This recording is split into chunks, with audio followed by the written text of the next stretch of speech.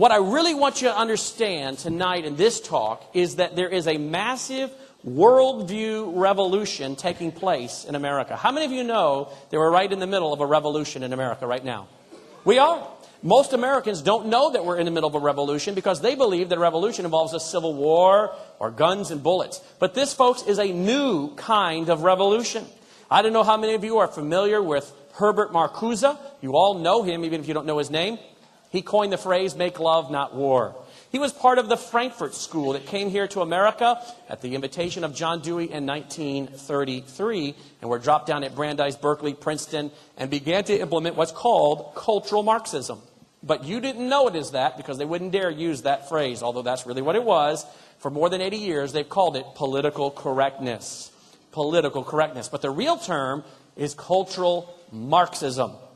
And Herbert Marcuse consulted the radical students of the 60s, like Bill Clinton and Hillary Clinton and the other leaders of the radical 60s movement. And he taught them here in America how to have a revolution. And here's what he said. He said, one can rightfully speak of a cultural revolution since the protest is directed toward the whole cultural establishment, including what? The morality of existing society. So it's a revolution to overthrow the morality of that nation. There is one thing we can say, he said, with complete assurance. The traditional idea of revolution and the traditional strategy of revolution has ended. He goes on to say, these ideas are old-fashioned. What we must undertake is a type of diffuse and dispersed disintegration of the system. Folks, that's what they're doing. It is a disintegration of the system, overthrowing the society's morality, implementing a new morality and a new system. They're collapsing and destroying the old traditional system on purpose. He's not only saying, look, we need to go after the old ways and destroy them. We will go after them, though, with a new type of revolution. The old ways of revolution, guns and bullets, don't work. We're not going to do it the way Stalin or Lenin or Castro did. This is a new type of revolution. This revolution will be done from within. It's really what Herbert Marcuse is really citing what Antonio Gramsci, the Italian communist who told Mussolini, this is not how you go about a revolution. You go about a revolution by changing their worldview. You don't go about it through guns and bullets. And Mussolini didn't like that and had Antonio Gramsci thrown in prison where he died. Well, people like Saul Alinsky, who wrote Rules for Radicals, we looked at in part 1, studied Antonio Gramsci. People like Herbert Marcuse studied Antonio Gramsci, and they're saying there's a new way to have a lasting revolution, and that new way is to penetrate the system, every aspect of the culture. Church, seminaries, colleges, parent groups, teacher groups, every institution, destroy their morality and have a new revolution. So, folks, we're involved in a revolution in America. Now, it's a worldview revolution. Your worldview is the foundation of your values is the foundation of your conduct. Change their worldview, you'll change their values. Change their values, they'll change the way they live and conduct their life. Now, who did the Frankfurt School study when they came to America? They'd been over there in Germany from 23 to 33.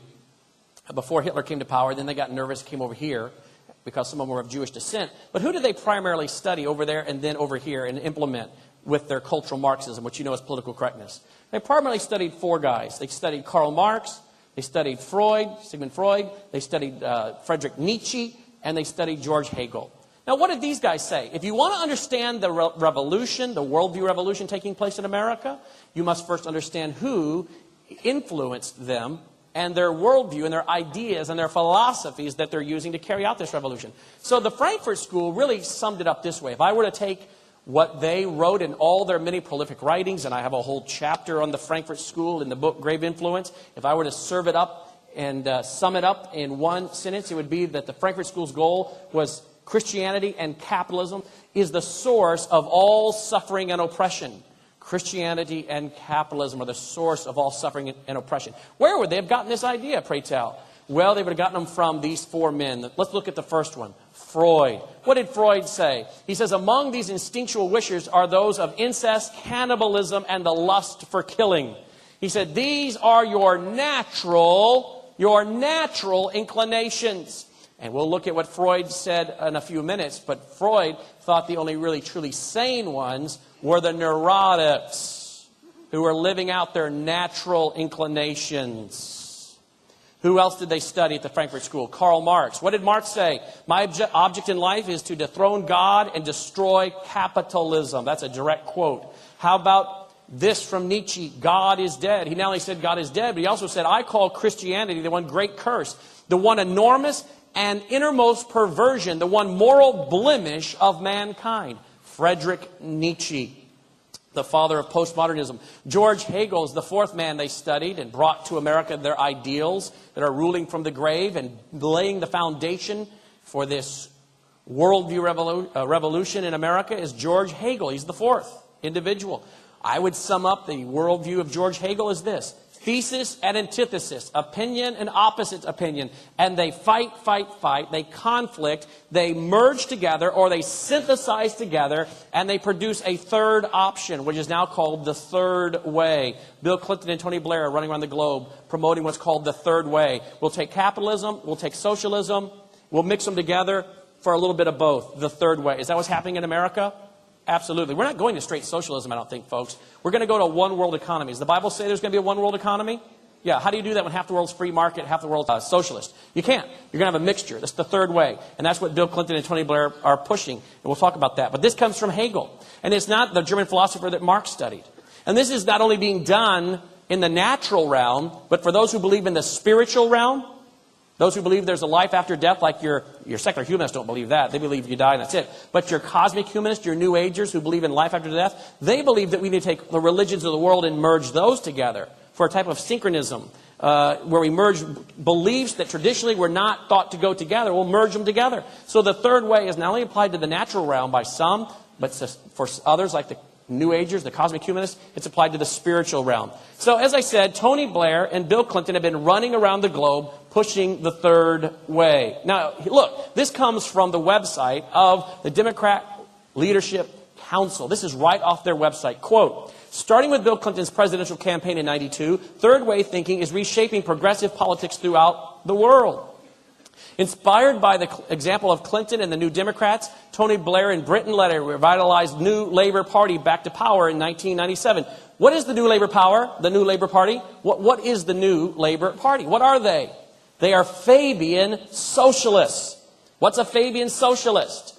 John Maynard Keynes, who we look at in the book and in part 1, was a Fabian socialist.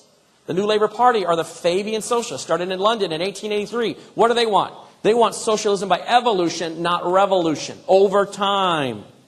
And the end game for a Fabian socialist is what? Globalism. So Tony Blair is helping promote this concept of the third way with Bill Clinton, according to the Democrat Leadership Council. The article on their website went on to say, from Latin America to Australia to New Zealand, third way ideas are taking hold. So it's going all over the globe. Well, that's exactly what I believe. Even before finding this article, I believed it was going all over the globe. It was really laying the foundation for the mixture of socialism with capitalism, really to lay the foundation for what the Bible says is coming, a one-world economy. The article went on to say on Sunday, April 25th, 1999, President Clinton and the DLC hosted a historic roundtable discussion. What was it called? Quote, Third Way, Progressive Governance for the 21st Century. That was the title of the conference. Who was there? Well, 5 world leaders were there, including Prime Minister Tony Blair at the time, and the German Chancellor, and the Dutch Prime Minister, and the Italian Prime Minister, and of course, Hillary Rodham Clinton was there. So you see, this idea of mixing worldviews, as well as mixing socialism and capitalism together, is really going on all over the globe. Now you say, well, there are those nasty Democrats. They're at it again. Well, I hate to tell you this, my friends, but the Republicans are also doing this same thing. The guy said, he said, preach it, brother. The Republicans are doing the same thing. But how many of your conservative talk show hosts are going to tell you this? Not many of them, are they? Well, here's what's happening. I found this article that George W. Bush's administration was doing the third way. It was from the February 1st, 2001, Washington Post. Here's what the article said. Quote, this is the ultimate third way, said Don Eberle, an advisor in the Bush White House, using a favorite phrase of President Clinton, who also sought largely unsuccessfully to redefine the debate with an alternative, listen to that, with an alternative to the liberal-conservative conflict. So in other words, let's get rid of the thesis-antithesis Opinion, opposite opinion, liberal, conservative, back and forth. Fight, fight, fight. Conflict, conflict, conflict. Let's synthesize, merge them together as an alternative to the liberal conservative conflict. The debate in this town, said the article, and this was Don Eberle from within the Bush White House being quoted, the debate in this town the last 8 years has been how to forge a compromise on the role of the state in the market. This is a new way to rethink social policy, a major reigniting of interest in the social sector, end quote. Can I tell you something, folks? I was reading the newspaper in my home state of Tennessee, where my U.S. Senator, Lamar Alexander, who was governor of our state and Secretary of Education for George H. Bush, who implemented America 2000, which became Goals 2000, a global education, actually it's a United Nations global education plan. He was our governor, then he was the U.S. Secretary of Education for George H. Now he's our U.S. Senator. And guess what this guy said in the paper this week? This is a Republican. I mean, this is a perfect example of how the third way thinking is in the Republican Party. Lamar Alexander said we need to do cap and trade sector by sector. Sector by sector. Cap and trade, folks, will destroy America's free market. Okay? It comes from within the UN. We'll look at that in a minute. And here's the Republicans saying, hey, we're cool with it. Let's just do it sector by sector. Perfect example of the third way. In 1985, there was an interview that was conducted with a man who had been a KGB officer. And he defected and he came to America. He had grown tired of communism, and he saw the failure of communism. And he defected to America. And he gave an interview in 1985. And we've played this audio clip on our radio program. And in this interview, he said there are 4 transformational stages for changing a whole society. 4 transformational stages. He said America is going through all of them. This was in 1985. He said the first stage is the demoralization stage. You demoralize the nation. We've done that. 1962, we ended prayer and Bible reading 62 and 63. 1980, we struck down the 10 Commandments. We've ruled in the mid-'80s, you cannot teach creation and evolution side by side. You can only teach evolution. We have Roe v. Wade, 73, and I could keep going. We totally have demoralized the nation. That would bring you to the second phase, which is the destabilization phase. If you demoralize the nation, you will destabilize the nation. And we see that happening and have seen that happen. The third phase is the crisis. If you demoralize, you destabilize, that creates the crisis. Chief of Staff for President Obama said once, Rahm Emanuel, you cannot let a good crisis go to waste. The final stage for transforming a nation, he said, is normalization. He says the crisis can actually be created within 6 weeks. You could create, for instance, a financial crisis within 6 weeks. The demoralization stage only takes about 12 years, 13 to 15 years. 13 to 15 years to run your kids through the educational system. So you can demoralize a nation with one generation, 12, 13, 14, 15 years in that range. So you demoralize. You destabilize. It creates the crisis, or you deliberately manufacture a crisis, like the Cloward-Piven strategy, which we've been talking about now for a long, long, long time. And then this brings you to the final stage, the normalization. This is where they rush in, and with big government, and government being the savior, saving you from the crisis, which they created, and then they tell you with big government and socialism now, everything is normal. Go back about your business. Everything is now normal. This is what will be the new norm. And he says America will go through all those. And he talked about where America was at that point in 85. Well, we were well on our way through what is a deliberate revolution, a worldview revolution in America.